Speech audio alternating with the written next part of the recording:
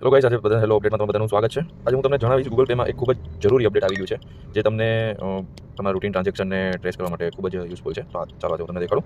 સૌથી પહેલાં તમારે જવાનું છે ગૂગલ પેમાં.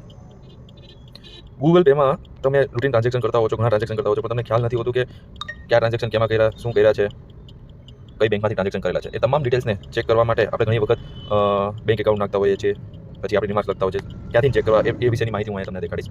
તો ગૂગલ પે ઓપન કર્યા પછી સપોઝ આજે તમે જેટલા બી ટ્રાન્ઝેક્શન કરેલા છે એ બધા ટ્રાન્ઝેક્શન તમને અલગ અલગ જગ્યાએ દેખાય છે. સપોઝ આજે હું તમને દેખાડું, મેં આજે એક બે પેમેન્ટ કરેલા અગાઉ. હવે મારે જોવા છે કે આ પેમેન્ટ કઈ બેંકમાંથી, મારી આગળ 5 બેંક લિંક છે. તો સી ટ્રાન્ઝેક્શન હિસ્ટ્રીમાં જવાનું.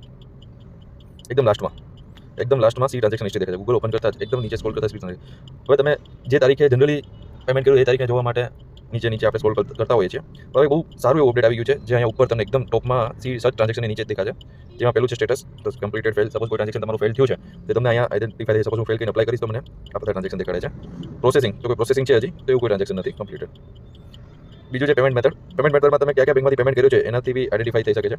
ત્રીજું ડેટથી બી તમે કરી શકો છો. અમાઉન્ટ, પેમેન્ટ ટાઈપ, મતલબ આજે બહુ તમને ઇઝી થઈ ગયું છે કે કઈ રીતે તમારા ટ્રાન્ઝેક્શનને સર્ચ કરો છો. તમને આ ટ્રીક સારી યુઝફુલ લાગી હોય તો મારી ચેનલ લાઈક અને સબસ્ક્રાઈબ કરો.